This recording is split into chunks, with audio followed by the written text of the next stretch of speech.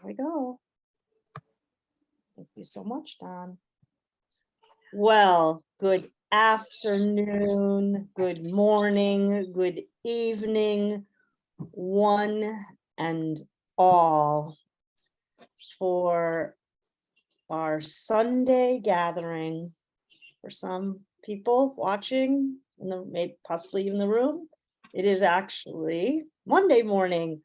And in the States here and in Canada, it's also Labor Day, the Labor Day holiday on Monday. Well, for the past 2 years, we have had a special event reading, honoring and exploring, investigating in a tantalizing fashion through poetry the issues of labor. And the past 2 years, we've specifically featured the poets from this amazing anthology, Raising Lily Ledbetter, Women Poets Occupy the Workspace. It's edited by Carolyne Wright, Emma Lyons, and Eugenia Toledo, from our friends at Lost Horse Press, whom we've also featured a number of times here.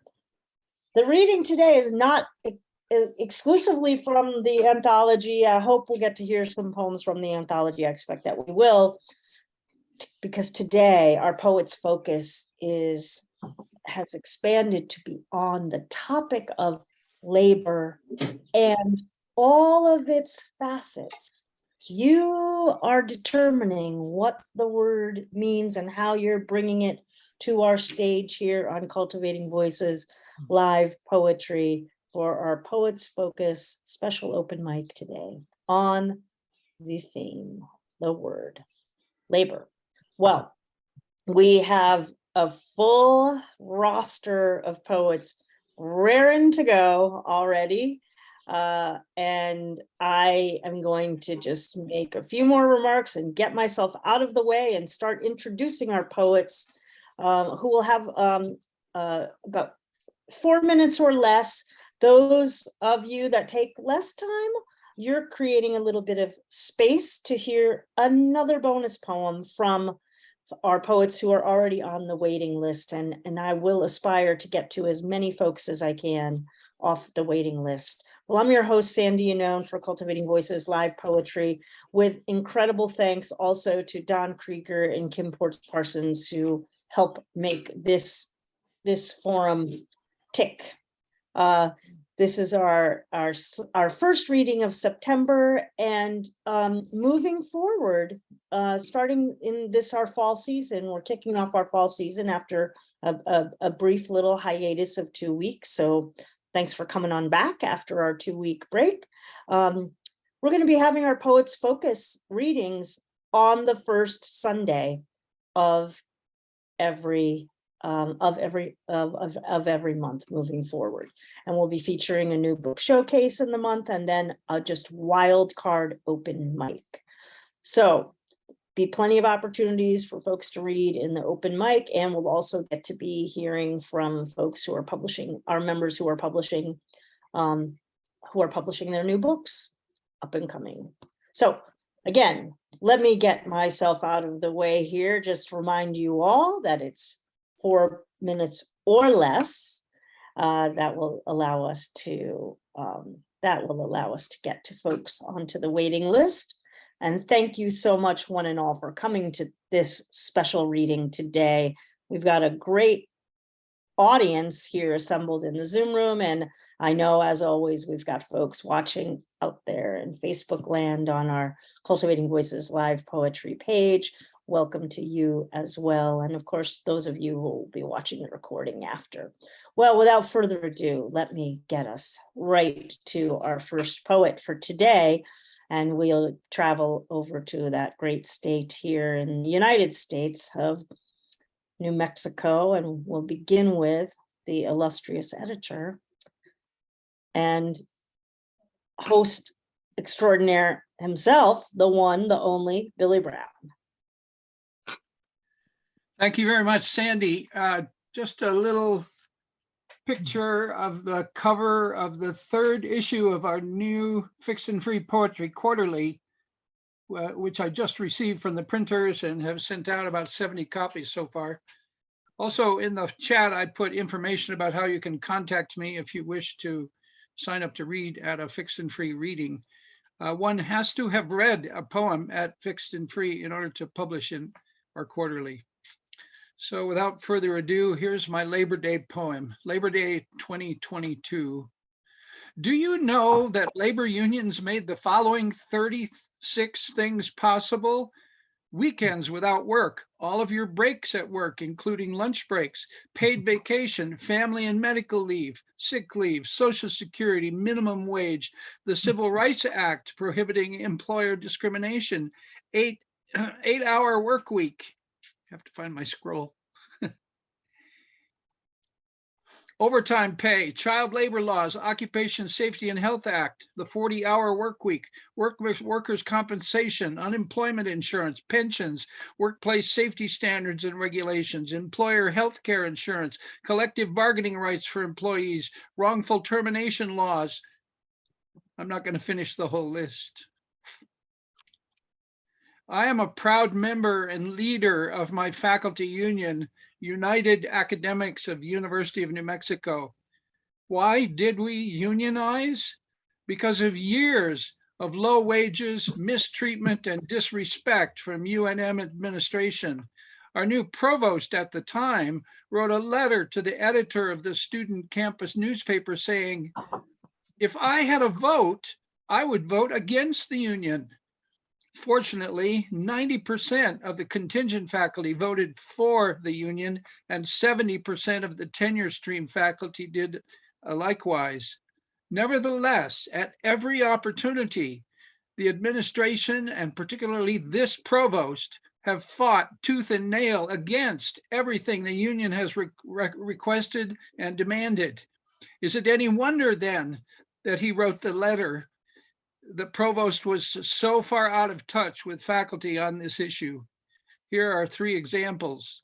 The provost and the administration denied our request for equal workloads at our branch campuses, where full-time faculty must teach 5 courses each semester compared to 4 courses at the main campus. 2, the provost and the administration denied our request for minimum pay for contingent faculty, even refusing to set minimum pay at the lowest pay already being paid. At some of our branch campuses, faculty are paid less than half of what faculty at the main campus are paid. 3rd, the administration has cheated contingent faculty out of some of their retirement benefits. I know this because I was one of them. And when I discovered this, the administration admitted they had done so and restored those several thousands of dollars of benefits to me. This same thing was done to many of my colleagues.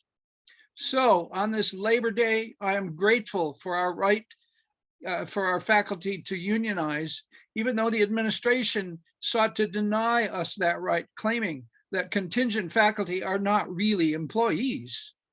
And now the administration is fighting tooth and nail to prevent our graduate student workers from forming a union, claiming they are not employees. Most of them are being paid sub-living wages.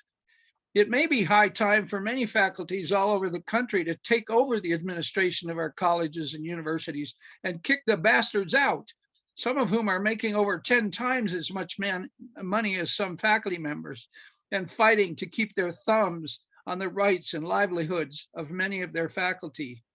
Power to the workers, throw out the bosses. Thank you. Thank you, Billy Brown. And I also will just add, as a person who works at a college, that this is what you're speaking is true of faculty, and staff have it even, at least at our institutions, even more egregious for staff. So I like to acknowledge that there's a number of folks impacted on this front. Thank you so much, Billy. I'm going to move us along to our next poet for today. which is Davy Yue. Yeah, thank you so much. So for under the 4 minutes, I'll be sharing a poem that I wrote, and then also a song on my alto sax here, inspired from that poem. Here we go. All my talents encompass to outspin a compass, all heroic honed hobbies that soon come to pass. As such, so many I can confess, be blessed, digress. As such, I proclaim complexities to diligent digest. My gallant talents champion, colorful cosmos immense. Folding origami to give birth to vase, stem, and rose. Proclaim procreation from paper to elegant, proper prose. Profess precious profoundness as each crease proposed. Ponder the wonderings on prophetic paper elements imposed. Painting styles as modern, contemporary, and abstract. Every stroke of the brush leaves much less to subtract. Effusive designs before last bell, final call, closing act. Imaginative innovations brushed with canvas, ceiling packed. Improvising alto sax melodies, symphonies, and melodies. Monumental musical movements to mesmerize complexities. Compose expeditions from notes, staffs, and visionaries. Challenge Beethoven movements from auditory intricacies. As thus, these entities, intense talents and endowments, all expansive elements to emphasize a man of empowerment. I expressed diversions to therefore birth, beauty, eminent. And now is the performance section of the poem.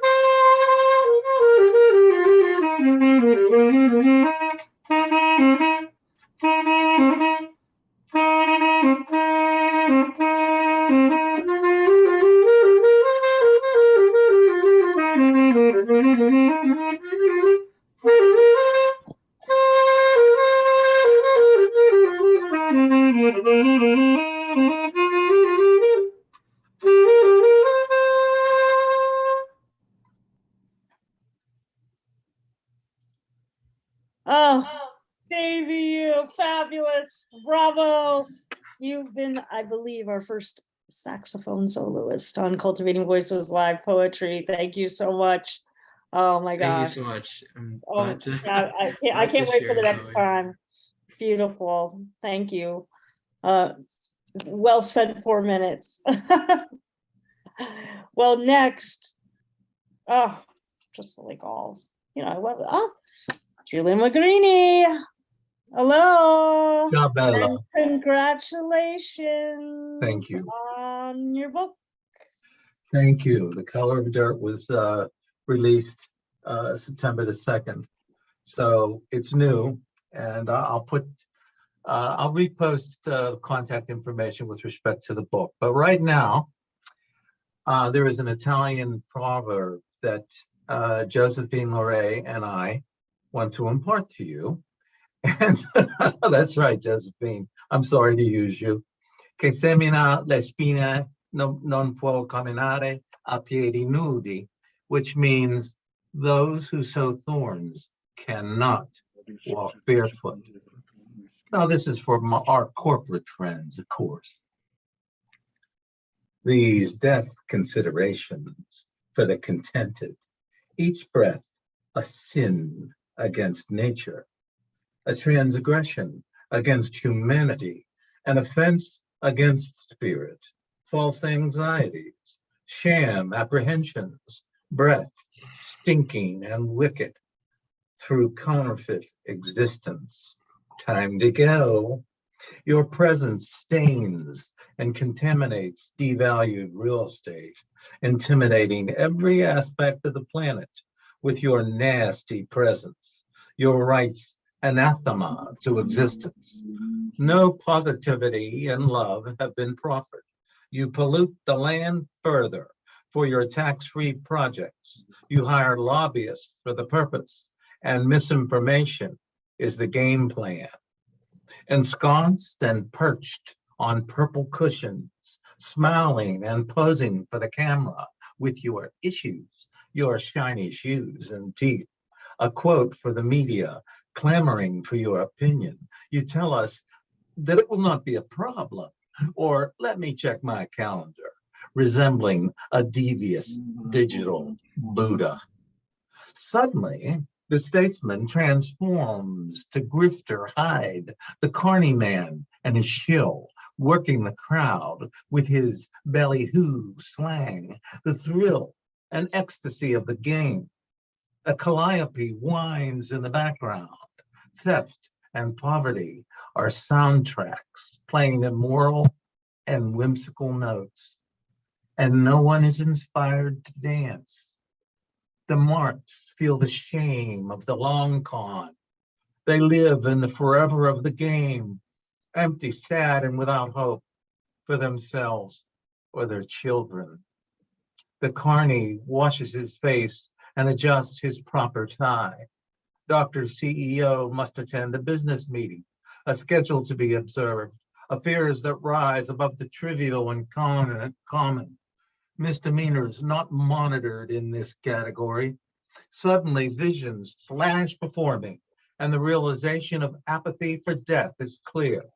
Today and every day is the heaven of patrician thieves. Their greed knows no waiting. Their afterlife is now, and the fear for later is for casualties of the lesser present. We walk on the thorny ground of their harvest. It comforts them and punishes us. Only we can eliminate growers of our disease. It is their nature as predators to accost and destroy. We must break their cycle of thorns and create an environment of civilization that we may walk together with exaltation.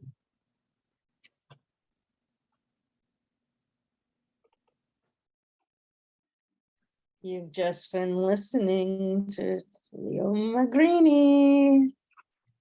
Giulio Magrini, thank you so much for your poem today on the issue, the theme of labor. We are here in Cultivating Voices Live Poetry. It's our poets focus on labor.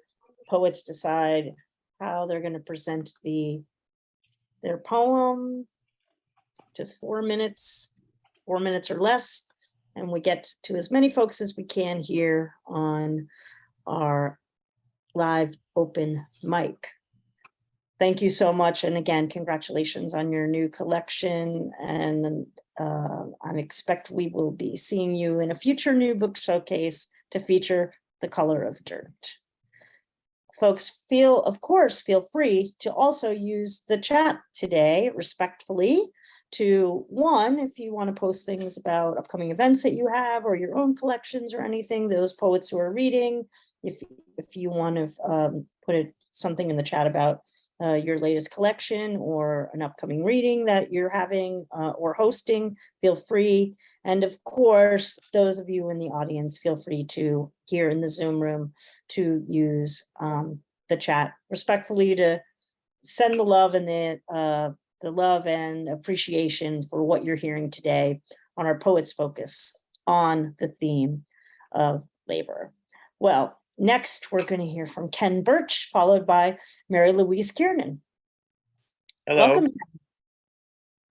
Let me get this up here. Couple of things. These are both sort of about the two workers and to the nature of surviving work. This first one is just kind of about redefining what is and is considered work in some ways.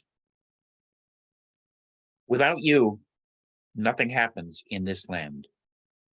Whether on an assembly line, in an office, at an espresso stand, or a burger joint, the places where you fuel the work of most of those who labor in other places, the daycare center where you tend the future, the classroom where you help all of us learn to be us, the night corridors where you mop, sweep, vacuum, polish, disinfect the spaces where all else occurs, the street where you march to change what is to what must be if we are to live, or where you sleep in discomfort and indignity each night.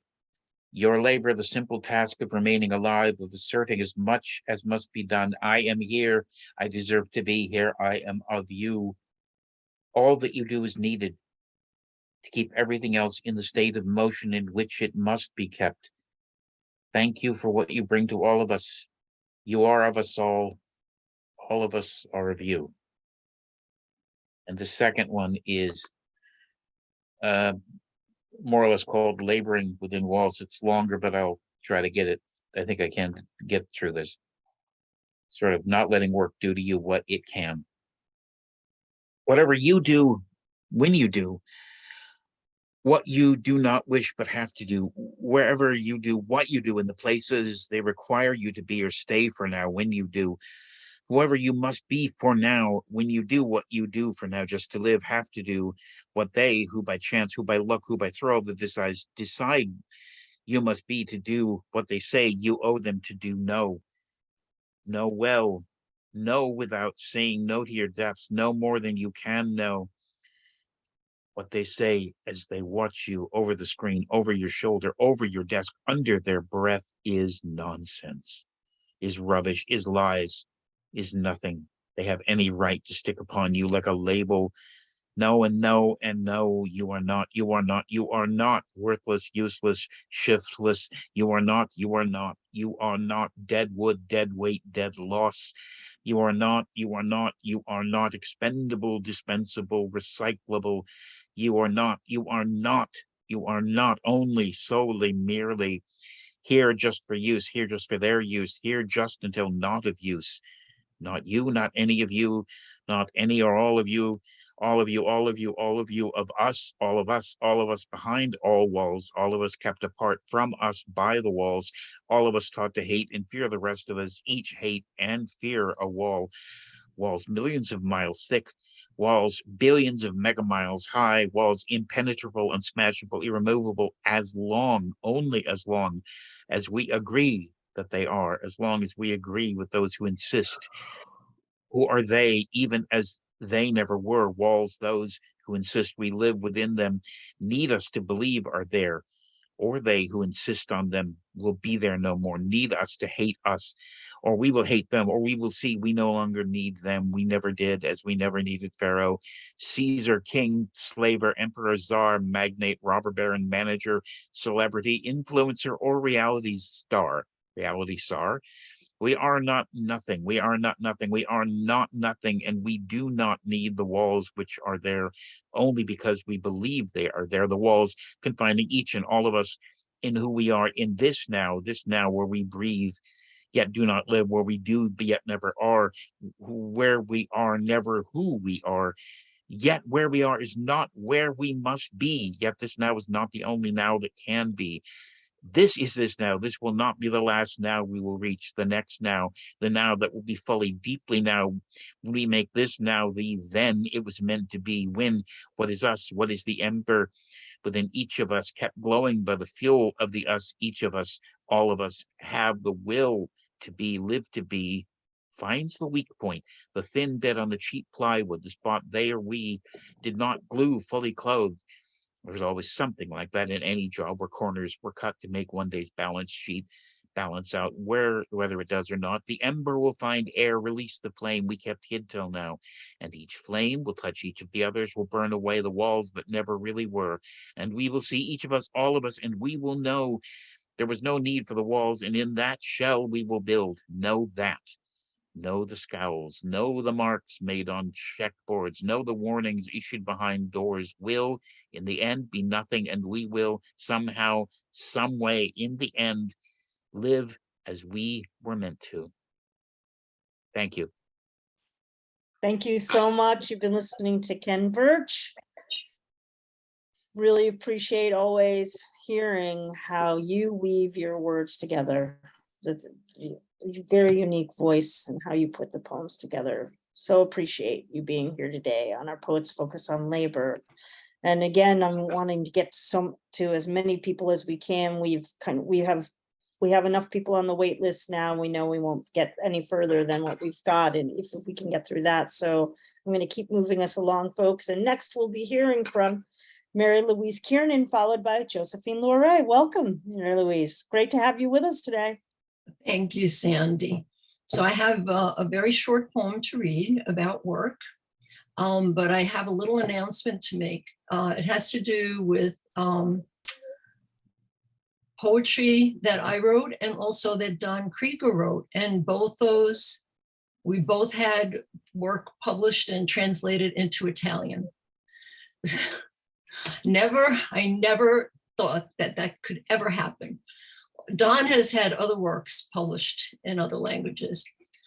And if anyone would like more information on how that happened, it is posted on my Facebook page and Instagram page. So the poem I'm going to read is from my collection, The Gift of Glossophobia. And glossophobia is the fear of speaking. Striking poems. Work is love made visible.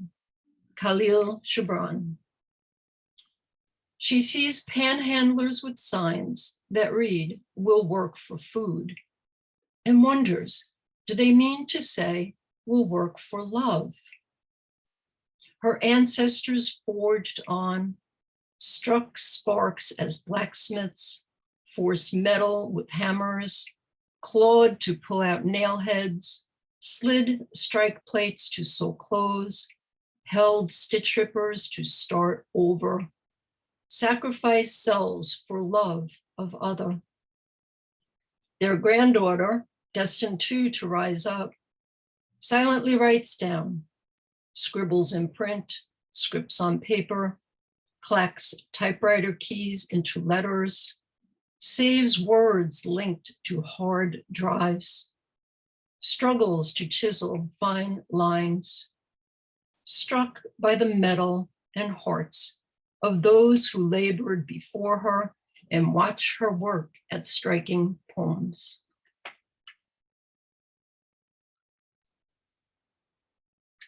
Thank you so much, Mary Louise. I know what you mean about never having imagined, a poem being translated into another language. I've had one translated into Italian myself, so I can appreciate the awe of the experience. And thank you for your contribution today to our Poets Focus on the theme of labor.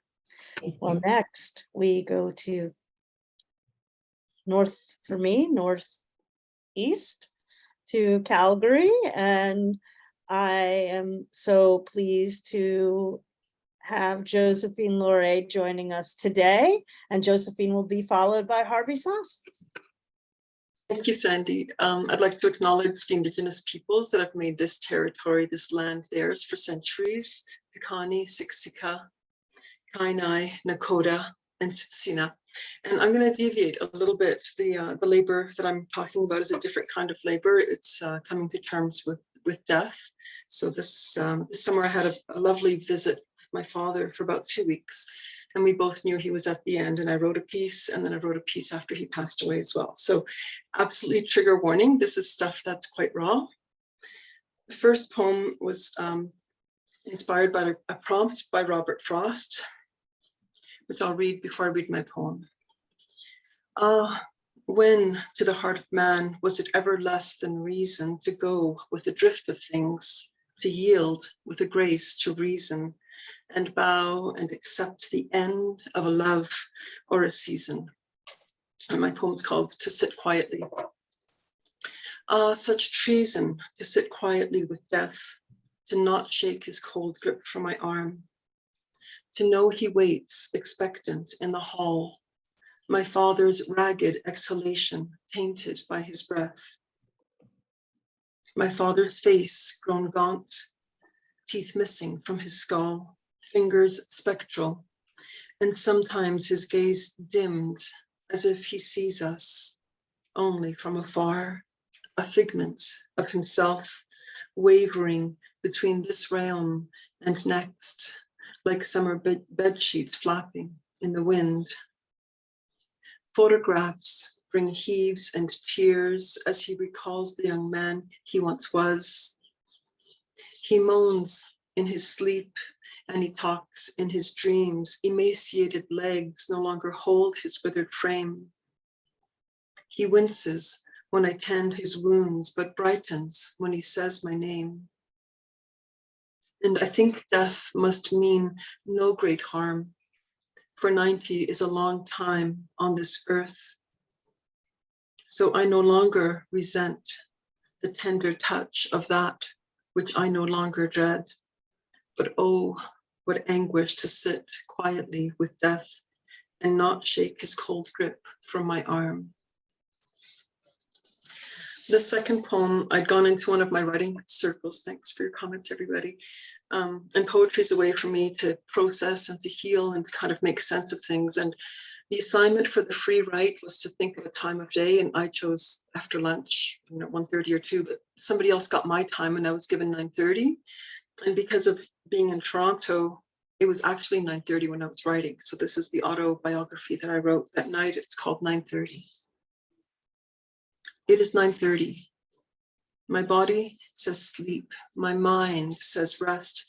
My heart steps out into the night, leaving the door wide open in search of the call of coyotes. If I had a slingshot and 7 smooth stones, 5 smooth stones, even 3, I would pluck the street lights from the sky one by one, so all that would be left would be the cold moon and me. I no longer care about the stars. Their stories no longer matter. The chatter of man, the warmth of fire in fields, none of it. There is a place in my father's garden, a bower of fig, and when I stood in it, sunlight filtered through various spots, as if our sky held multiple suns. That was the day after my father died. It is 9:34. I looked at the clock and noticed when 24 hours had slipped by after his death. He passed at 00:18. Time has become an accordion with only sad strains stretching out and tumbling past. It has been 6 days since he passed, 30 hours since his cold body was jacklifted into a maw sealed with putty and trowel and drill. My father had a trowel just like that. He too used tools. I had gone down to the garage into one of those balsa wood baskets that once held summer tomatoes, tucked one of my father's tools into my tote for the funeral home in case I needed to feel him. A wrench. And I tucked a few nails into the pocket of his vest suit and some loose change. He always had nails in his pocket when he worked, a carpenter, like the father of Christ. Nails and coins sometimes fell out of his pockets when he lay down to nap. And when I vacuumed the couch cushions, I would find them, quarters and nickels and pennies and dimes. And always a pencil behind his ear, a smile on his face as brilliant as the Sicilian sky. It is now 9:38. I felt his spirit surround me while his lungs still expanded and emptied and his pacemakered heart still beat. His hands still warm. That was before his forehead felt like he had just been taken out of deep freeze. when I brought my lips to his brow in the casket. I cupped his head with both hands. He didn't like to be called. Gomoliame, he would ask. Cover me, please. He asked so little of me at the end. His spirit around me, just past 4 that afternoon, my kids coming in from their day-long travel, me at the entrance of the hospital breathing real air for the first time in days. I felt him and I felt his peace. And if I sit quiet for a moment, I can still feel it. But will it fade like the taste of salt in the sea, the aroma of coffee, a hug that feels like it could go on forever if only we could stand still enough? I do not know. It is 9:42. Thank you very much. Oh my God. Beautiful. Beautiful. Thank you so much, Josephine. And of course, Kim made such a poignant comment that, grief is incredibly, incredibly hard work. And I appreciate you bringing this new work to bring it to our consciousness today here. And of course, my heart goes out to you and your family. So thank you.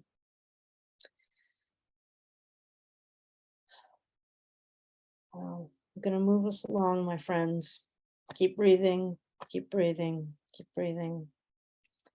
And we'll move next to Harvey Soss, and then Harvey will be followed by Cathal Mac Threinfhir.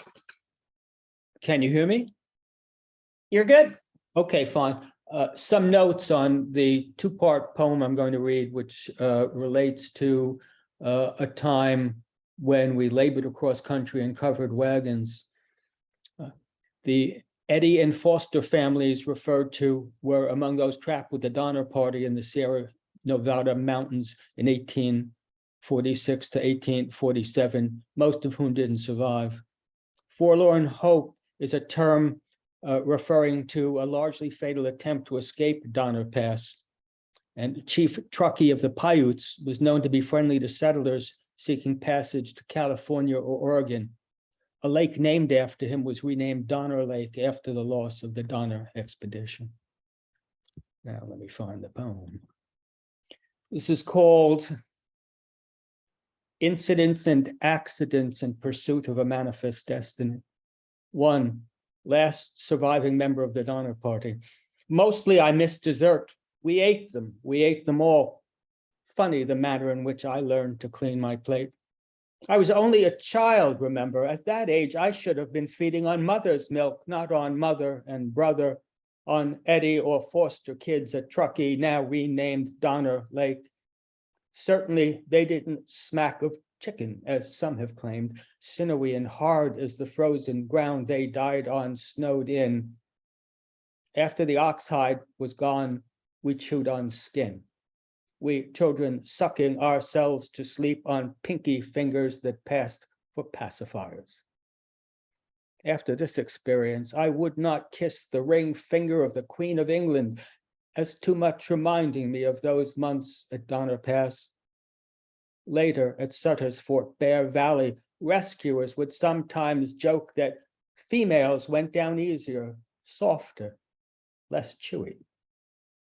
I myself was too young to make such comparisons, unable to distinguish malnourished breast flesh from patriarchal tongue. Forlorn hope snowshoe party survivors, perhaps having developed a taste for it, have told me that we were pushed to our limits, scarfing down the hide roofs over our heads, boiling saddle leather before we made salvatory soup meat of our dead. I cannot confirm or deny. Hope apparently having proved too thin a gruel for sustenance, too many having given an arm and, yes, a leg, so others wouldn't die. 2, letter home on taking leave of a preborn child. You'll be sorry to hear that we were too cash poor for even a pine coffin. We had to bury the miscarriage of our Lucy, named after you, in a shoebox. A meteor shower over South Pass lasted longer than she did. What a heartbreaker she would have been with her mother's eyes, a real charmer for death to flaunt on its lucky charm bracelet, unluckily for us. Our medicine show of love boasting no balm of Gilead to save her. Only a bit of a thing, really, not taking up much space. In the grave we clawed with bruised fingers out of the continental divide, a hole less deep than a prairie dog's burrow, planting crossed twigs on top, a headboard torn from an abandoned wagon, declaring its occupant baby girl Lucy born dead, giving pause to those less friendly than Chief Truckee was, northern Paiutes hidden in the trees, whose presence panicky mules can sense. The mule tears, fearing to encounter faces painted with bad intentions, were only willing to chalk the wagons a short time for our child's interment, for a few words hurriedly ginned up between tears before insisting we move on. Some say the Pacific, accounted a bastard son of Job's Leviathan, can swallow Kentucky whole, with room left over for Tennessee. I think we have already lost too much, unforewarned by God or man that our westward journey might impose such a toll. Thank you. What a poem, what a poem. I was saying in the chat, there really should be an anthology about poems about the Donner Party. Incredible. Thank you so much. And it should be called All You Can Eat Diner. No? Something. It's an amazing story, and I hope those who might not be familiar with it will be inspired by having heard Harvey Soss read about the experiences of the Donner Party. Well, we move from New York across the pond, as I like to say, and we'll get to hear from our good friend, Cathal Mac Threinhfir. Hello all. Hello, Sandy. I hope you can hear me okay. Can hear you perfectly. You sound great. As usual, I'll keep the video off just for the audio. Okay, a poem for you on labor. It's called A Labor Pain. A winter's night's cloth on the windowsill, grandfather's start, washing upon the line, hardened by the freezing night's frosted fall. The workday start frozen within a time where a molten tar would not flow on a road. As men cup cold hands near the burning coals of a brazier hissing against the cold, coughing as spitting ash about them reels. Grateful dragged on a player's navy cut, kettle steaming for the first mug of tea. The angled jaunt of his fedora hat, a ganger, captain on a tarring sea. His weather eye foresees new tarred road, stretching out before him to a new day, bright, sparkling, fresh, there for the great and good, a path too for labor to earn its pay. So when you next remember Labor Day, or muse upon that first Monday in May, remember with respect all those who rise each morning with the sleepy yawn of day, to make the path we tread softer in life, that we may easier see each day down. That's it. Thank you, Sandy. Back to everybody. Thank you. Thank you so much, Cathal, and a good reminder that we also in the past have also focused on issues around labor on May Day here on Cultivating Voices, live poetry, and today it's our Poets Focus on Labor as we here in the United States and in Canada have Labor Day on tomorrow, Monday. But the issue of labor is one of every single day, isn't it, folks? So it's a very prismatic theme. Well, I will move us along as I aspire to get us to as many people as we can when we get to the open mic to the waiting list on our open mic. Next, we get to hear from David Brydges, and David will be followed by Charlotte Hart. Welcome, David. Thank you, Sandy. This is probably the most at-home open mic and somewhat comfortable. I know some of these poems have not been comfortable, but that's fine. I'm a 20-year construction and general workers local 92 member, Edmonton, Alberta. I'm also a member of LUNA, the Laborers International Union of North America. So I have a little bit of experience about working in dirty, dangerous, and drudgery jobs, and also fighting for safety rights for the workers. In fact, I lost my job one time because I spoke up. There was a safety incident. We had a meeting. There were 250 workers, and the corporate safety people did their PowerPoint presentation. They had the arrogance not to even leave a microphone in that room.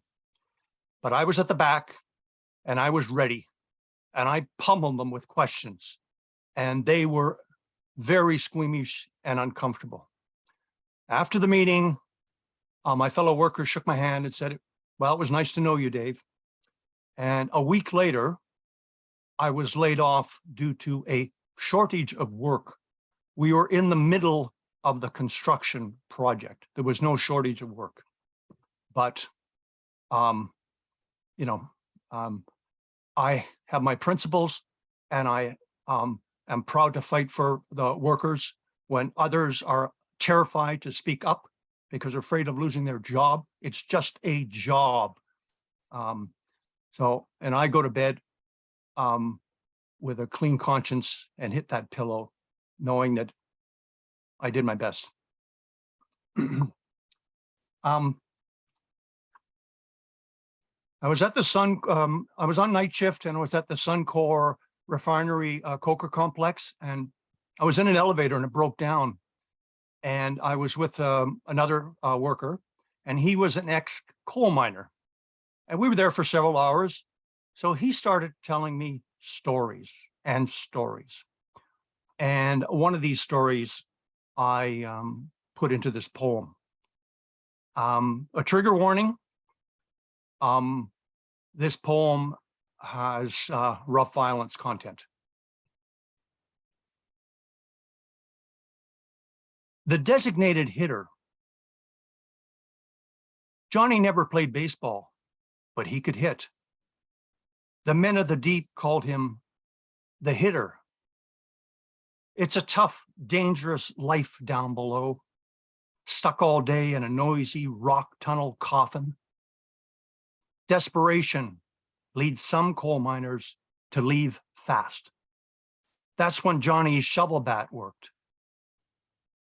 Johnny had the aim and eye of a samurai warrior. His job is to strike clean and quick. Brutal, but the men are already broken. What's a cracked bone to a deeply fractured soul? The angels of lighter pain work overtime to aid some fallen men in the dark. Today, it's Jimmy's turn to break away. Johnny takes his stance in the hitter's box, puts a block of wood in Jimmy's mouth, hits his shoulder blade with a whack. Jimmy yells, "Hit me harder." His back is muscled and solid like the rock he blasts and breaks. Johnny swings a harder blow as Jimmy's shoulder cracks.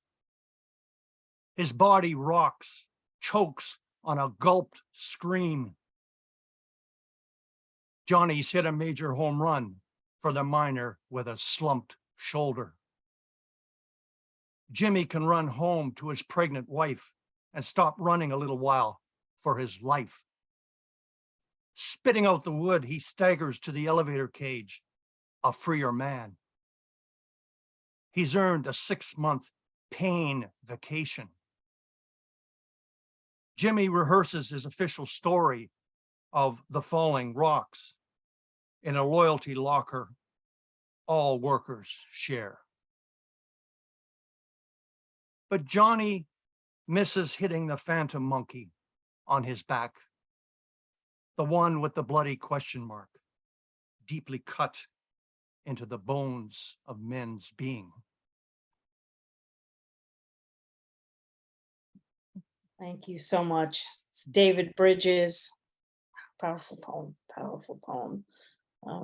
And thank you for sharing your story of speaking out in support of your fellow workers and your own rights. I too am a member of a union as well, and I very much value them. Thank you. Well, next we go to Charlotte Hart, and Charlotte will be followed by Xanath Caraza.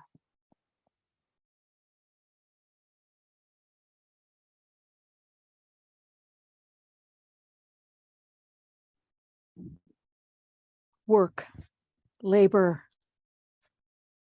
They're on freeways, unfree in their cars. They migrate in a time-sensitive commute to jobs.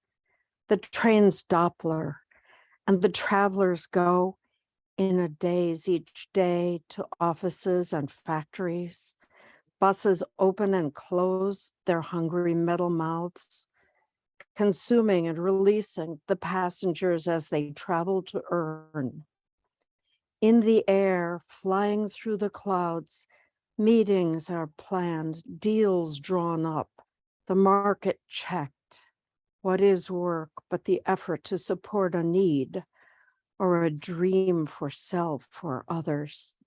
Workers in tall buildings have plans, hire, fire, resign, quit. Members in union halls, strike signs, for sale signs, weary shopkeepers in sprawling malls, teams in stadiums, desk clerks, housekeepers in halls, waitresses, chefs, programmers, teachers, workers wearing orange vests, an actress learning lines, a pianist practicing a piece for the 500th time, lawnmower crews, reporters reading news. The efforts are their work, their lives.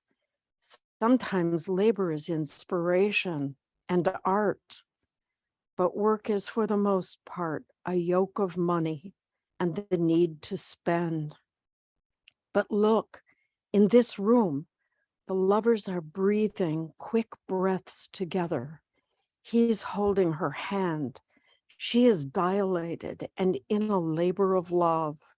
She pushes and emits a sound so profound it must have come from another place outside of time and space. Another push, a press in distress.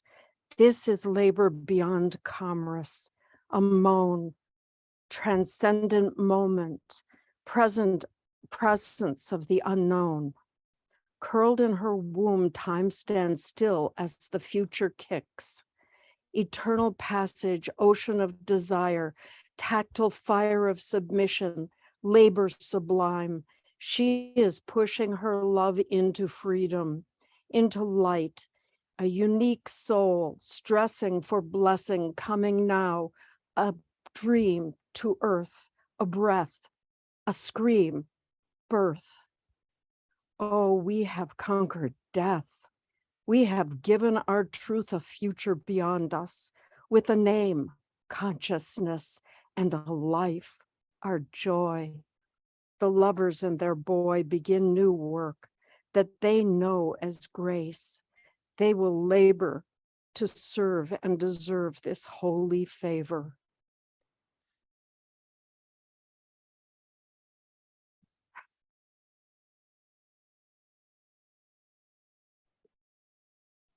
Oh, thank you so much, Charlotte. I so appreciate how you integrated, the many aspects of labor within the one poem. Astounding. Thank you so much for your contribution today. We are here on Cultivating Voices Live Poetry for our Sunday reading. It's our Poets Focus on labor. And I hope that everyone will go watch the video who wasn't here live today. The poems are just astounding today. Thank you, one and all.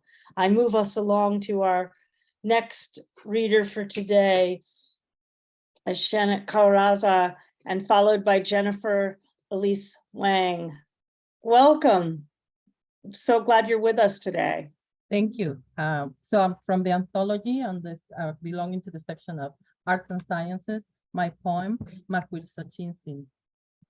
Macuilxochintzin, celebro tu poesía. Tú eres una guerrera águila, de entre la oscuridad sales, de entre la historia perdida emerges. Anontegua noncuica, elevo mis cantos, frase que vive por siempre, Macuilxochintzin. Axayacatl celebras, mujer poeta que registra las crónicas de guerra. Inon topegua, Axayacatl non iwa. Por todas partes, Axayacatl hizo conquistas. ¿Recuerdas en tu poesía las mujeres que salvaron a Tlítatl, quien hirió a Axayacatl? Macuilxochintzin, tienes flores en tu sangre, tus cantos, tu poesía, in Xochitl, in Cuicatl, son recordados por siempre. A los 41 años compusiste palabras eternas, por toda la tierra tus cantos dejan huella. La poesía te reclama, Macuilxochintzin. Tu noble formación se refleja en tus versos, mujer de palabras de jade. Macuilxochintzin, poeta con sangre de obsidiana, que comiencen los cantos, que comience la danza, in Cuicatl, in Imacoptecatl. Macuilxochintzin, I celebrate your poetry. You are an eagle warrior. From obscurity you come, out of lost history. Anompegua noncuica, I lift up your chants. That phrase lives forever, Macuilxochintzin. You celebrate Axayacatl. You are the women poet who records chronicles of war. Inotepegua, Axayacatl, non iwatl. Axayacatl conquered all places. In your poetry, you remember the women who saved Tlilatl, the man who wounded Axayacatl. Macuilxochintzin, you have flowers in your blood, your chants, your poetry. In Xochitl, in Cuicatl, are remembered forever. At 41 years of age, you compose eternal words. All over the earth, your chants leave their mark. Poetry claims you, Macuilxochintzin. Your nobility is reflected in your stanzas, woman of jade words. Macuilxochintzin, poet with obsidian blood, let the chants begin. Let the dance start. In Cuicatl, in Mayon Tecoquilo. Thank you. Gracias. Muchas gracias, Xanath Caraza. Also, thank you so much. I always appreciate when we are able to hear poems in their home language and in translation. What a fabulous contribution, and the anthology that she was referring to, which I cannot endorse enough, I cannot encourage you to purchase enough, is Raising Lily Ledbetter, Women Poets Occupy the Workspace, edited by Carolyne Wright, Emma Lyons, and Titinia Toledo. Thank you again. Muchas gracias. It's so hard with the open mic because you know me, folks. I want to continue to sing praises and talk about the poems, but I do need to move us along. And so next we'll get to hear from Jennifer Elise Wang, followed by Laura Ruth Loomis. Welcome, Jennifer. I'm so glad you're with us today. Yeah, I am really in love with this theme and super passionate with what I have to share. So I do burlesque and pole dance for fun, but it's also has its origins in sex work. And so I am a huge sex work ally. I wore my pole dancing cat shirt for this. But this poem I wrote is about the stripper strike that is going on in North Hollywood for better conditions. And I kind of want to add an addendum because recently I learned that the strike itself was sort of built upon the labor of Black women and trans women who aren't represented. And so I'm going to post some links of some of the other strikes going on because their work needs to be recognized. And that's why like the sex worker movement is so powerful, is because it provides opportunities for marginalized individuals. But so my poem is called Being Roommates with a Stripper. When your roommate is a stripper, you discover who makes the teeniest thong you can legally get away with, and that 7-inch pleasers aren't too bad to walk in. When your roommate is a stripper, you start going to the gym more, not to have her body exactly, but to have the same gluteal control in order to twerk along with her in your at-home dance parties. When your roommate is a stripper, you see the stacks of ones, but not the 5s, 10s, or 20s she has given to the house and staff. When your roommate is a stripper, you stop laughing at jokes about her job because her colleague was stalked and another was threatened while the bartender laughed at the image of her possible demise. Every night, it's a flip of the coin as to whether she'll be assaulted. When your roommate is a stripper, you learn about misogynoir, turfs and swerfs, labor rights and union busting tactics, and that it's always sex worker and never prostitute, or the other word that sounds more apropos for fishing. When your roommate is a stripper, you get advice on how to set boundaries while still smiling at the customer. When your roommate is a stripper and getting ready for a night of picketing, while you've come home after overtime and drink a beer with some Tylenol for your carpal tunnel and plantar fasciitis and blink away your dry eyes, you realize you are selling your body too.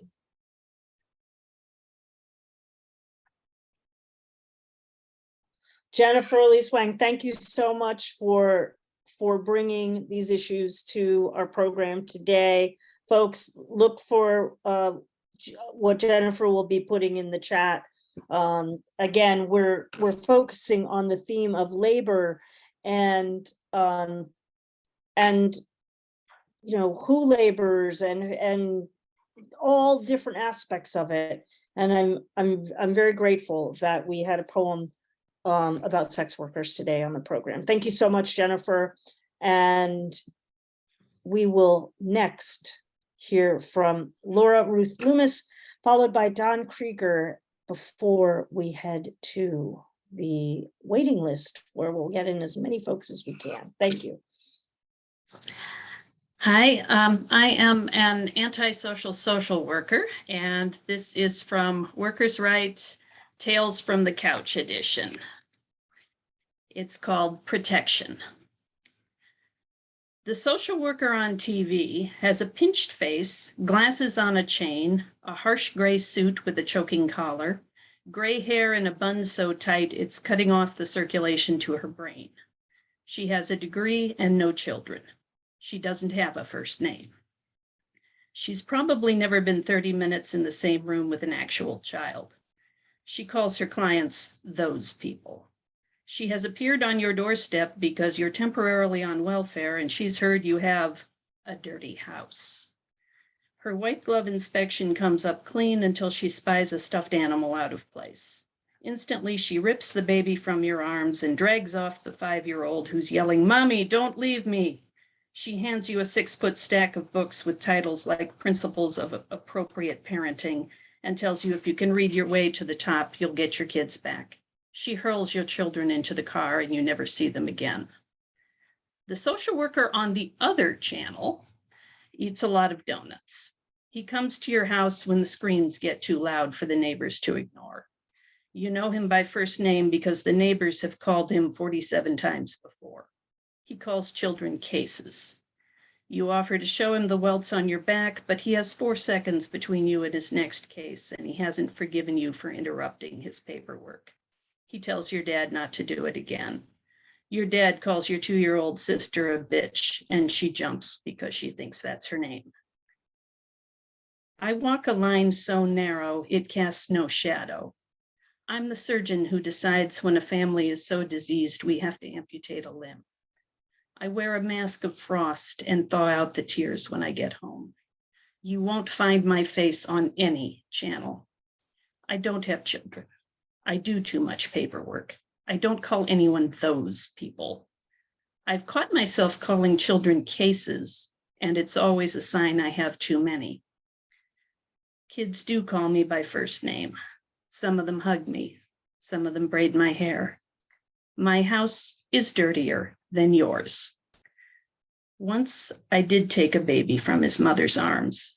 Her scream banged my head like a lead pipe, but that baby will have a second birthday. In the land of ice, an igloo seems a strange refuge built of the same cold stuff that's all around, but it keeps out the freezing wind. For some children, I'm all the shelter there is. And very quickly, I'm going to add one from Raising Lily Ledbetter. Awesome book. Everyone get it. You can tell this is a very old poem because it makes reference to a beeper.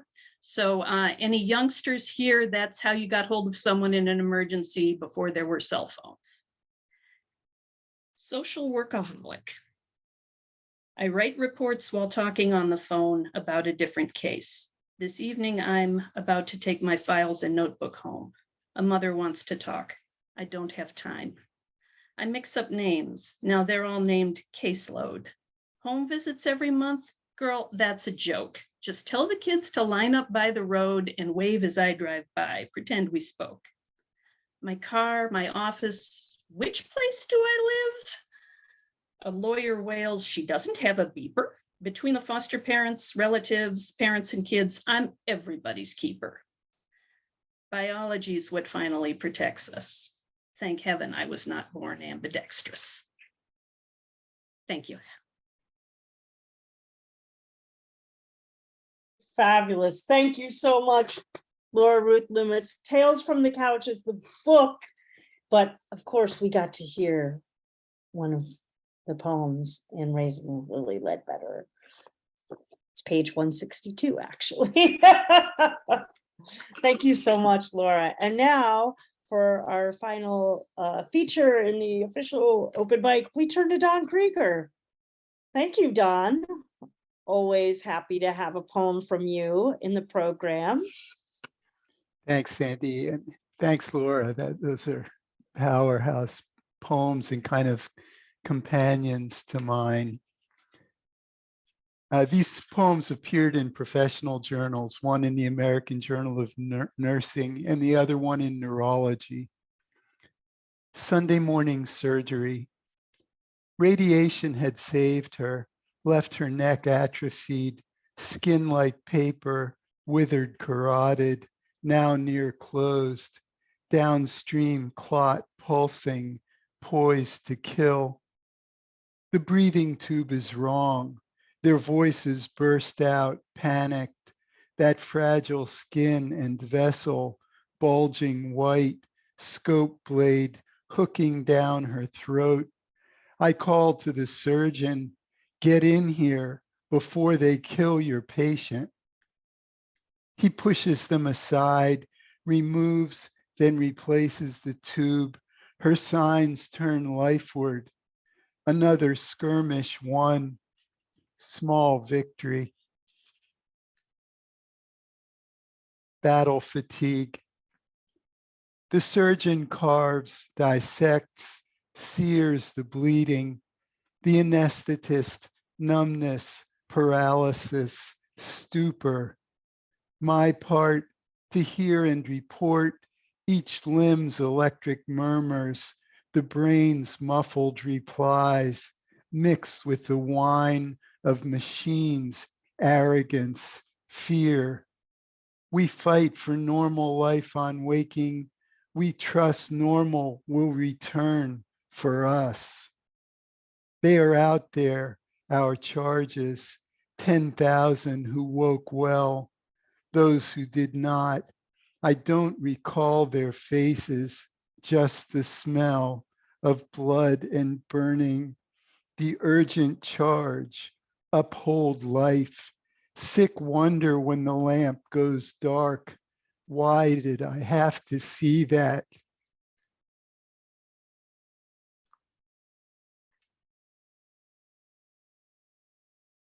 Thank you so much, Don Krieger.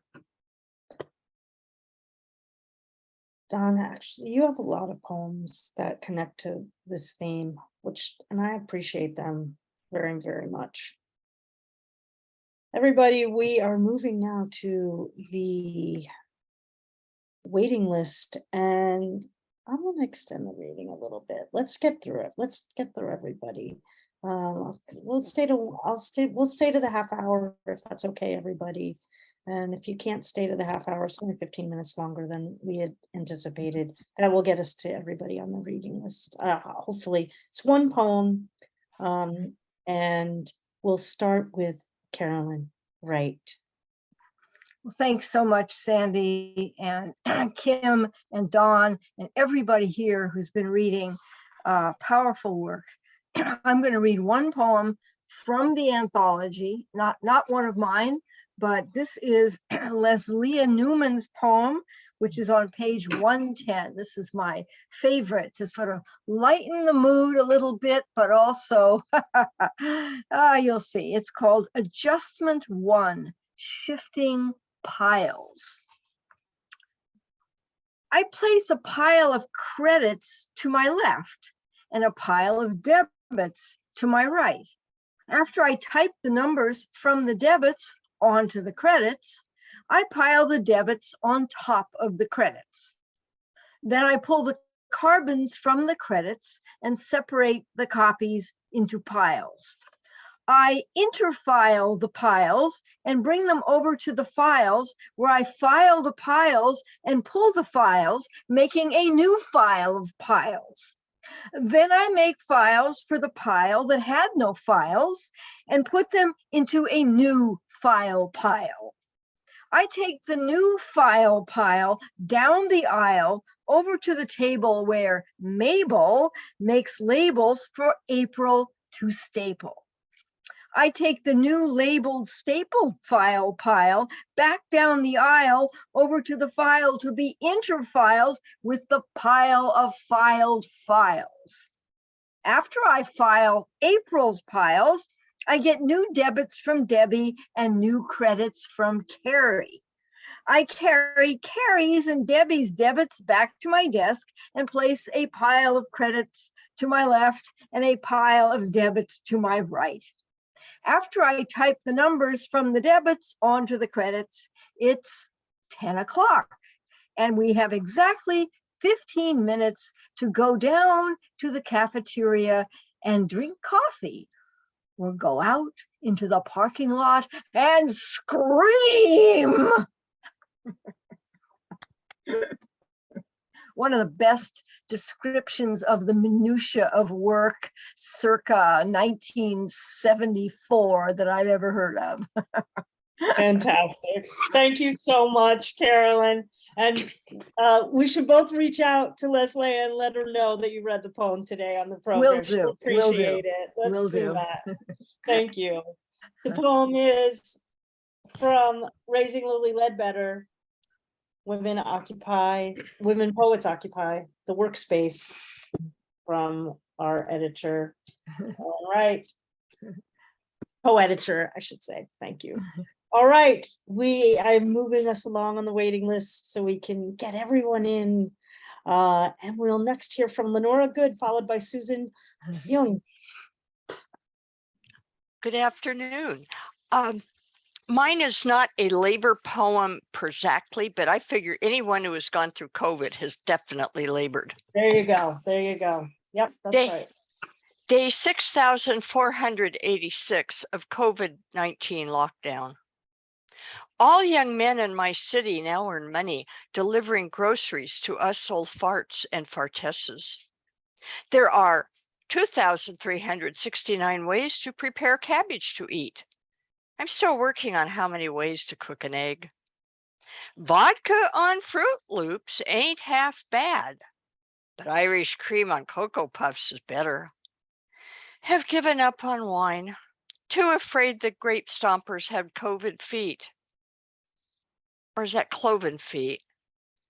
Bread now must be home baked. Yeast is found only flying loose in the air. I love sourdough, but I can't eat bread. I buy whatever groceries the store has. Necessity may be the mother of invention. Hunger makes for very strange stir fries. My neighbors dress up to take their garbage to the dumpster.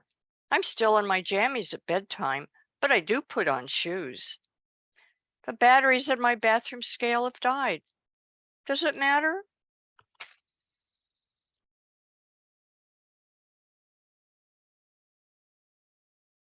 Thank you so much, Lenora, for your You're welcome. contribution today. And we will move next to Susan Young, followed by Max Vandersteen.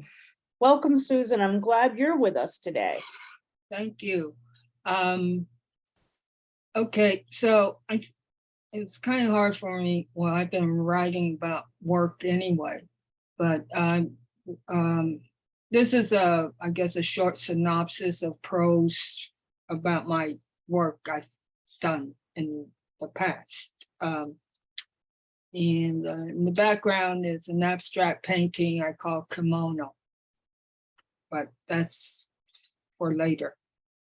All due respect, I have worked in the fields of Oregon picking strawberries, raspberries, waxed yellow, and green beans. At the age of 8, I got my social security number before anybody in my peer group. 2, many years later, in 1984, I went to the Philippines for an Oxfam study tour to Cebu, an island where I turned a corner and quickly photographed this photo. It is a young, probably 5-year-old girl weaving baskets to be sold in New York City's Bloomingdale's. I doubt she ever got paid minimum wages. 3, as for myself, I had worked as a freelance typesetter for 25 years until everyone had computers and could do their own simplified graphic layouts. I would get jobs 3 times a week and the rest of the week work on my paintings. I rarely had a social life. I mean, working freelance is like 11 to 6, 3 to 2 a.m., 8 p.m. to 4 a.m. However, the pay was more than a pay stub mechanical would make. With most of the money made, I managed to save and travel to third world nations to photograph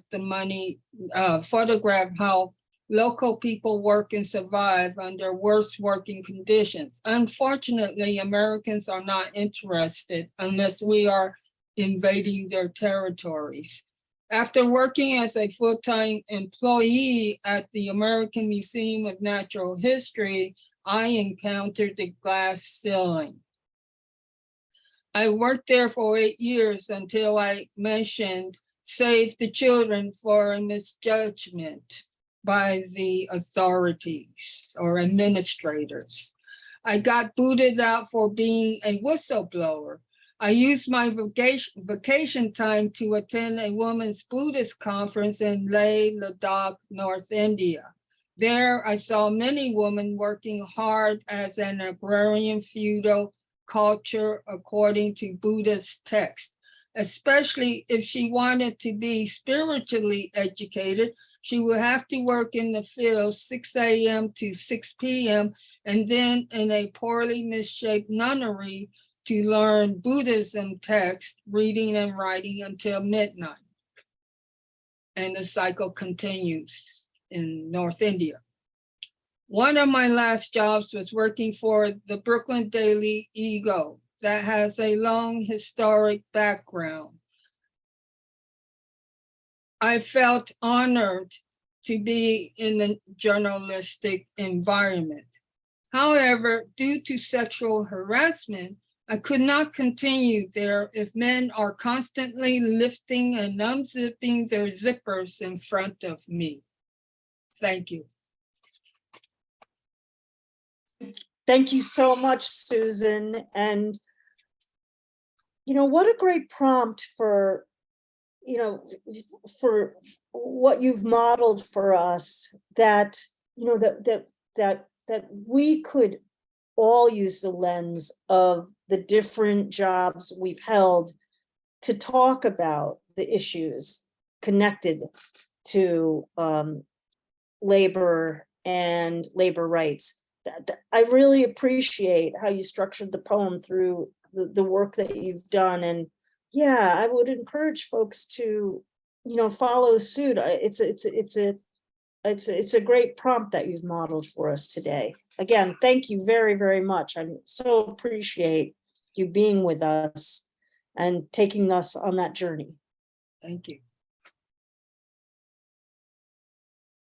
Well, Max Vandersteen has shared poems about labor with us before on the program, and I'm really glad that Max, you're able to be with us once again. Thank you.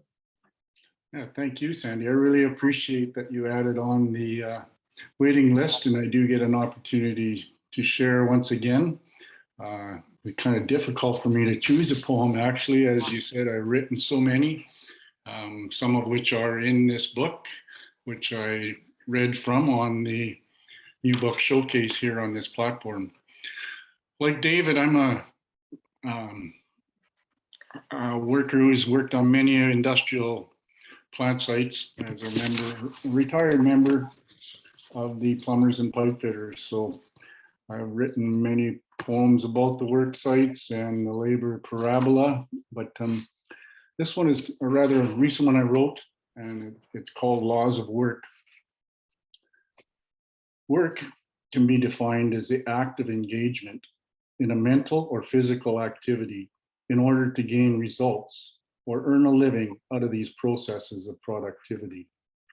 Construction, operation, and the maintenance of petrochemical plants and installations establishes arenas for hordes of workers to perform various vital occupations.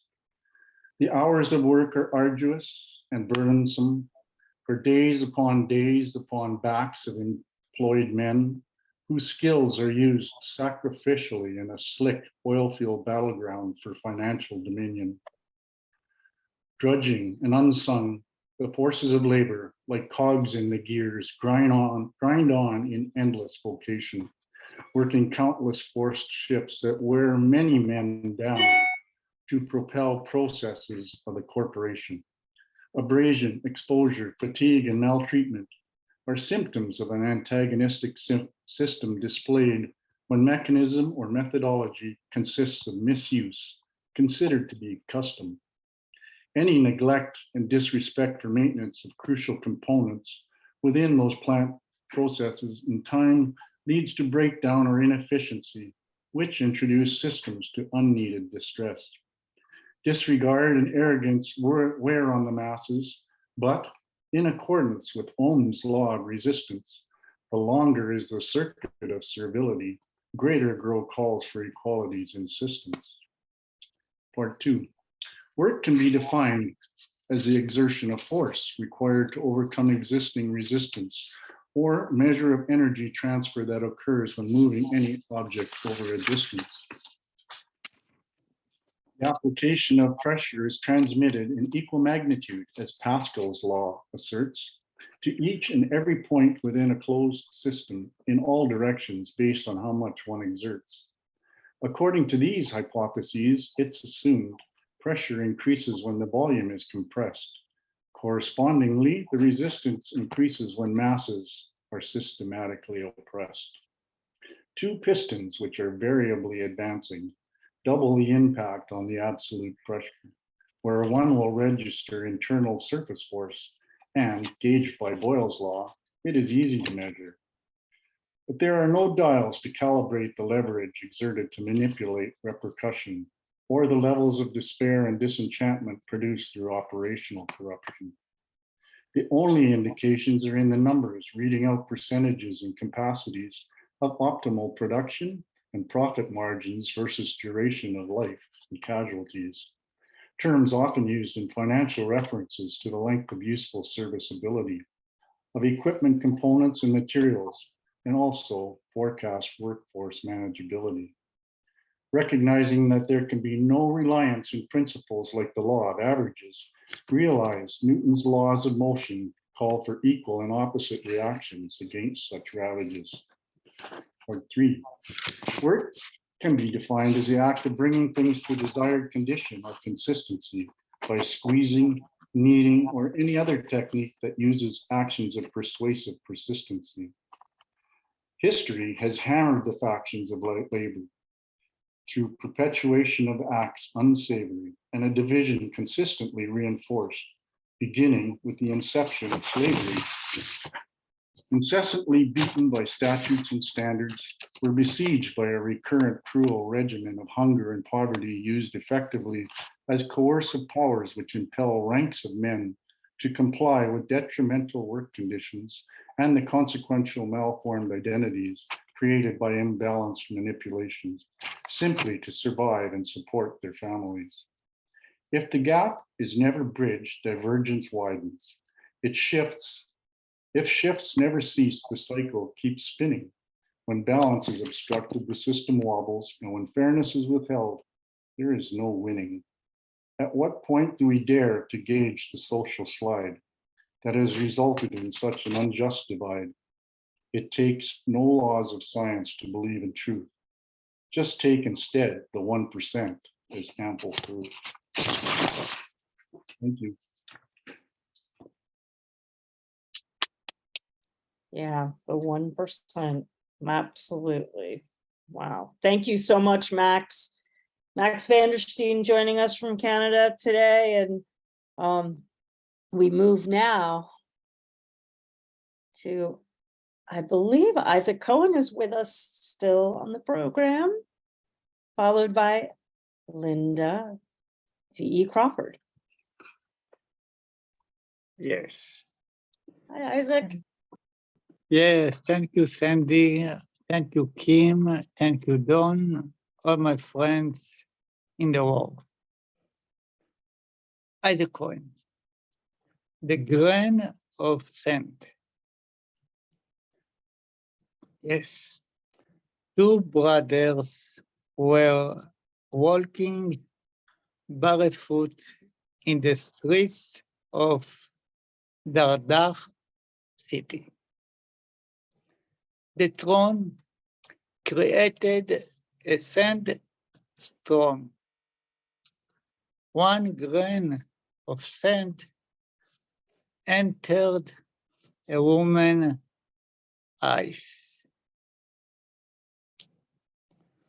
Another woman came to help her. The woman's sight returned.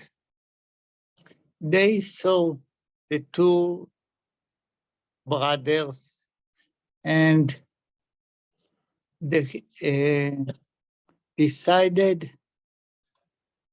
to buy shoes for them. They bought two pairs of shoes and socks. They gave some money to their mother. A single parent who raises her children alone. They send her to a career development center. The mother finished the program with distinction.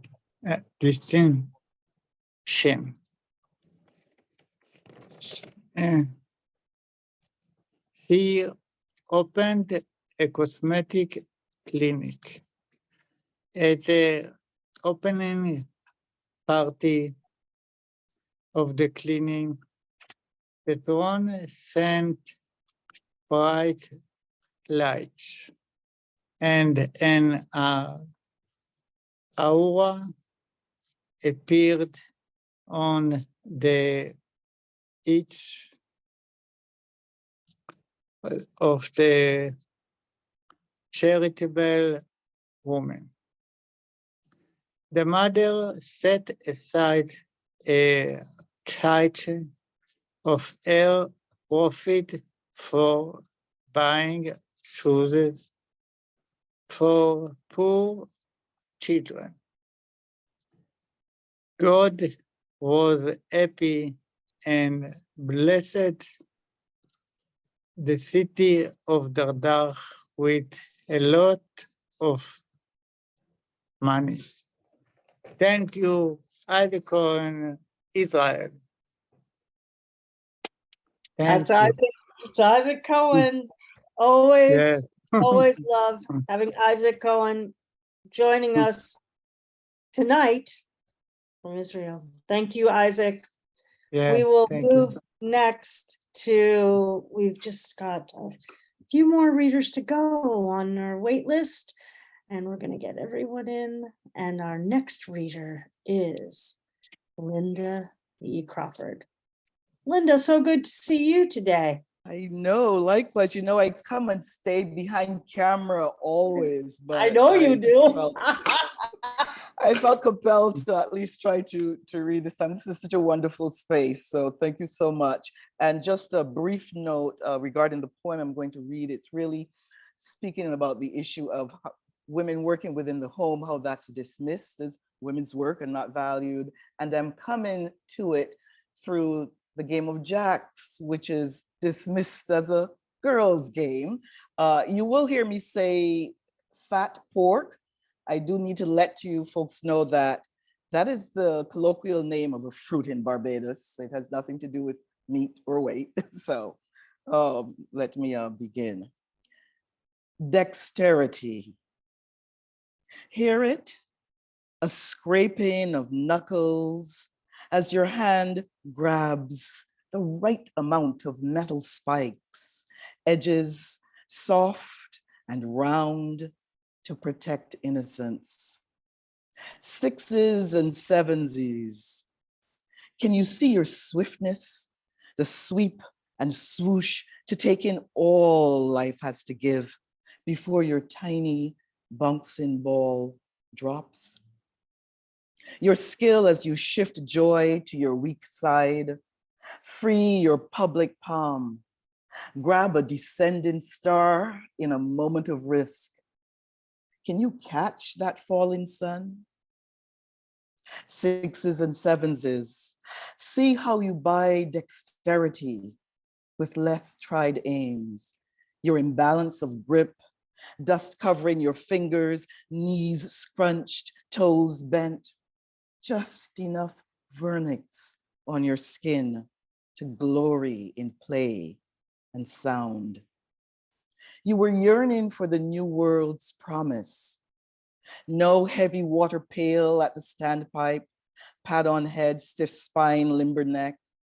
No miles to walk for loaves of bread, only your breath fresh in power, luck in fist. Did you know a day was entering? Drawstring in a bag and plastic, your jack's game tamed, frisk gone, your joy snatched.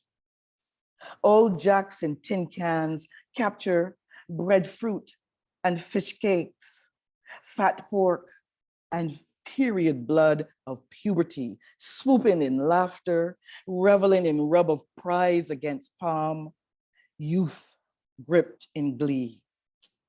But come eventide, a new dexterity will settle in, find you scraping, always a braiding, woman, cutting and contriving.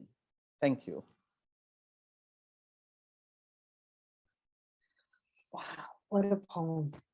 What a poem. Appreciate it. Thank you. Lynda V. Crawford, I actually have a set of jacks and I used to play. So it's a vintage set and I've got another set that are sitting in a tin can. That's amazing. Thank you so much for the poem. Always undervalued. Thank you so much. Always unbelievable. Wow. All right, we'll have to talk, Jax. It's another time. Thank you again. And I can't wait for the next reading. I'm so glad you're here today to read. Well, next is Phyllis Klein, and we will close out with Indran Amirthanayagam. Great to have you here, Phyllis, today. Thank you. Oh, thank you. Thank you so much. I really enjoyed this so much today. Thanks everyone for the amazing poetry. And I put something in the chat, I'm looking for a tech person to help me with my reading. It's called Poets in Conversation. It's on Zoom. And if anybody, Sandy or anyone else has any ideas for me, I'd be really appreciate that. Thank you. So I'll try to read this quickly. I realize I've been here a long time, but I couldn't help but think of reading this today. It's called Cultivation. I'll just say I'm in California. Cultivation, the yellow lacy-edged squash, green beans, sweet peas, broccolini, arugula, baby red leaf lettuce, all organic, each one of these in my vegetable box, in my frying pan, on the table, fruits of the dirt picked from their plants, children weaned from mothers' wombs, the fields at midnight when laborers arrive, knives, gloves, baseball caps, half asleep from the journey to cross the border, or follow the harvest as the bushes prepare their offspring in ripening. Everything so fragile, so transient, the fields already almost ready to be stripped again, plowed into submission another growing season. The workers bent at the back to meet their livelihood, to feed the people, and now not only the jeopardy of deportation, also the infected air, the hidden danger in their fellow workers' breath, and the heat as if the food was meant to cook right on its vine. The ease of spoilage. Does the harvester begin to hate the beautiful, the perfect progeny, the sensuous cabbage, the proud okra? Could he never bear to eat again another translucent lettuce leaf, another holy stalk of kale? The grind of muscle stretched over vertebrae for a wage low enough to keep him worried, exhausted. The boxes brought to my door, perfectly packed, no toxic smoke, no taste of regret or disappointment on their sturdy vegetable bodies, rejoicing in the glow of existence newly delivered. Let no one be hungry.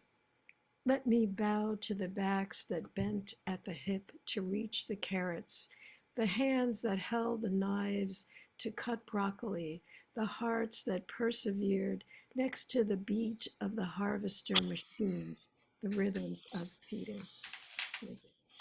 Thank you. Thank you so much, Phyllis. And I'll be reaching out to you to just check in with you, of course. Great. And folks, we are at our final reader, but before we hear from Indran, I just want to remind you all, we have been listening today to poems on, our poets focus on labor. And Phyllis had a line in her poem. Let no one be hungry. Couple months, our theme is going to be hunger. So in November, our poets focus will be on hunger. So be thinking about those poems then. Your poem reminded me of that. Thank you.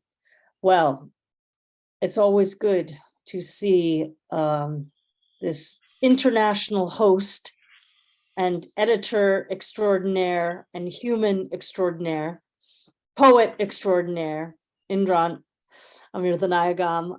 I'm so thrilled to see you, my friend, and thank you for being with us. And I can't wait to hear your poem. Thank you so much, Sandy. Thank you all. And in November, let's get out the vote.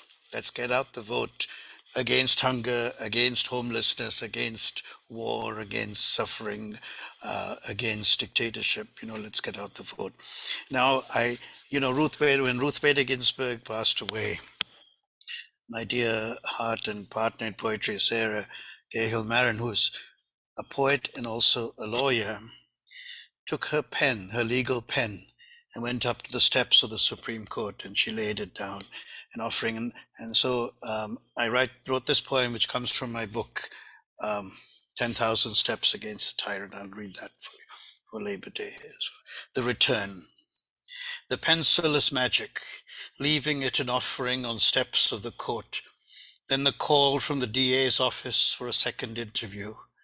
There is a hand beyond, outside, inside at all times, circulating, sweeping up worshippers who have given the spirit his and her due, who have understood that one knows the world through heart and head, eyes, breath, and with none of these but learned faith, trusting the call out of the blue, ready to rise, pick up the phone and recite the right words, healing words, words that will bring children bawling and smiling into the world, that will give the wrong the chance to escape the unjust, that will break down the trickery of the desperate purveyors of privilege. This is the New Deal again, the throwing out of Coolidge, Miss Smith going to Washington, returning now to Paumanok to assure that Walt Whitman's words will be spoken at this time that Jack Hirschman calls the American Revolution, to which I add humbly, and in the eyes of God, the revolving, rolling, raising goose hairs and kissing them without the knife, this vegetarian, wine-free, yet wine-respectful, non-American, worldwide electric spinning dial, whirling,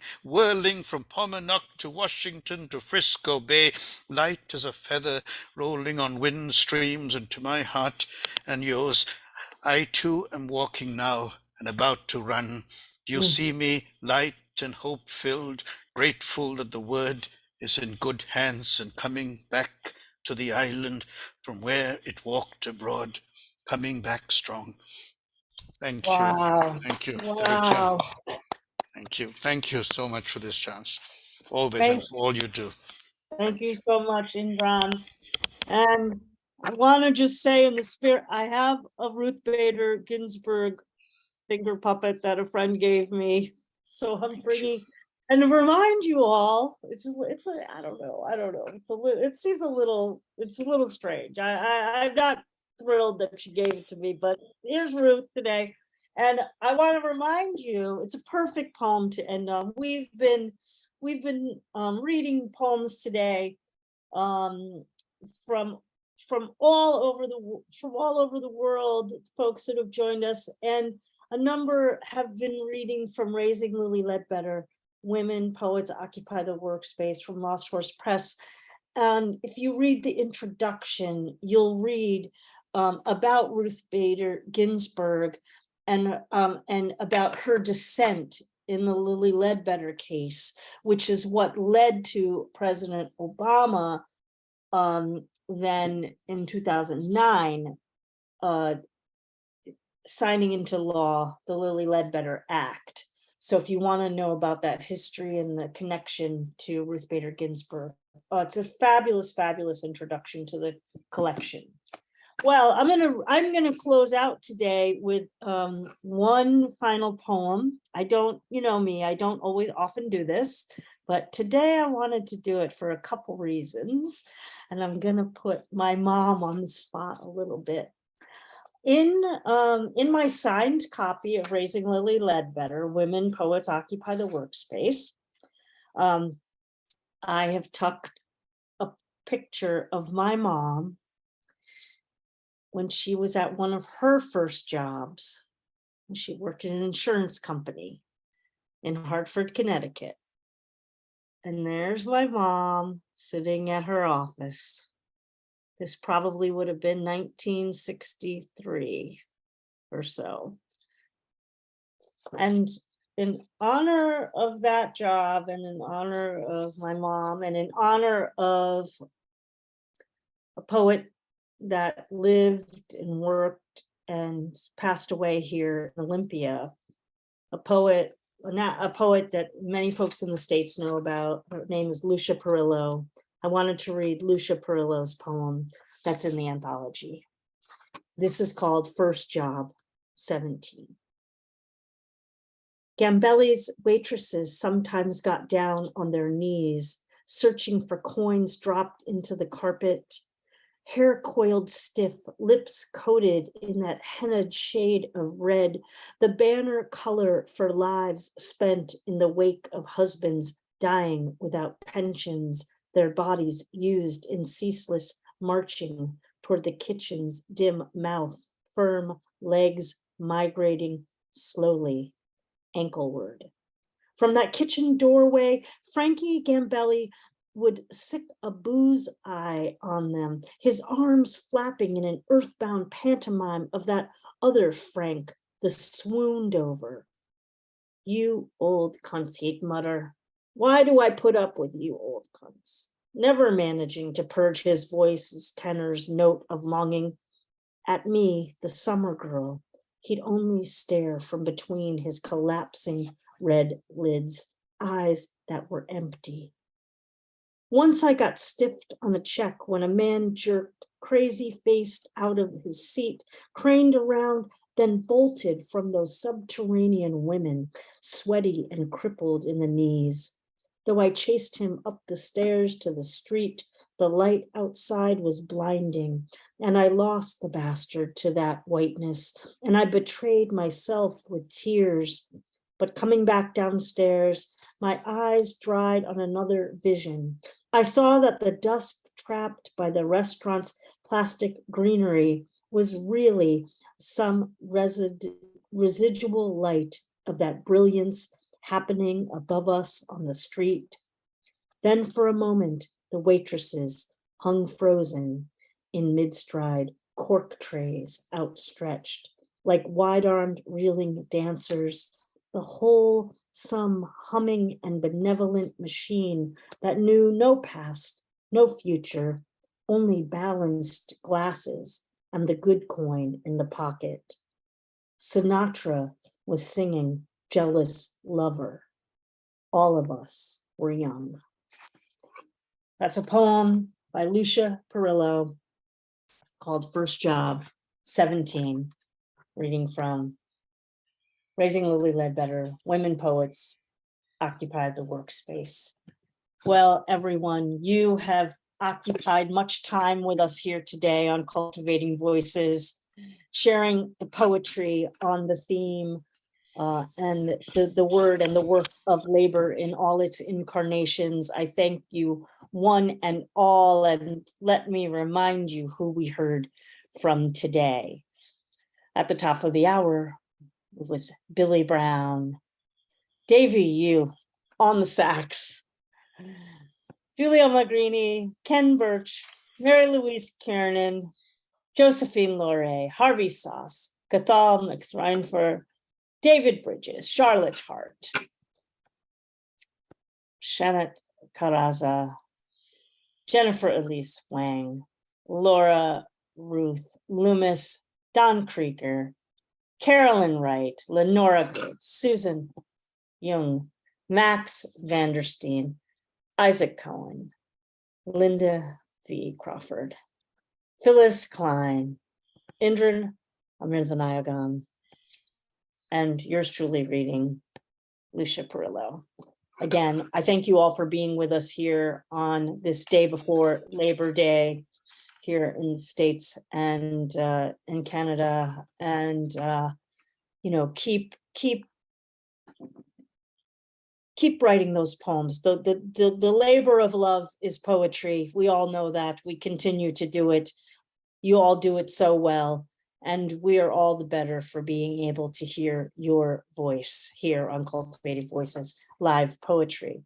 Well, next week it'll be our new books showcase. You will want to join us for this amazing quartet of poets that will be, we will be hearing from Cacho Neal McCullough and Sinead McClure in their collection, their collaborative collection, and so well as the new books by Tave Nice and Michael Sims. So join us next Sunday at the top of the hour, whichever time zone you are in, for our Cultivating Voices New Book Showcase. And join us back here in 2 weeks.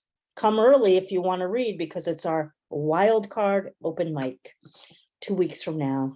On today is the 4th, 11th, it'll be the 18th, on September 18th. Well, yes,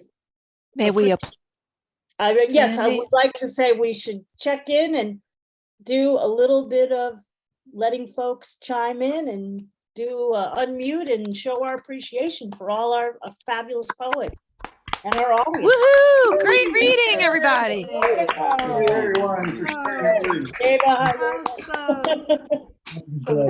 Fantastic. Really great, everybody. Well, again, thank you so much, everyone, and I hope to see you next week for our new book showcase. I hope you have a great week.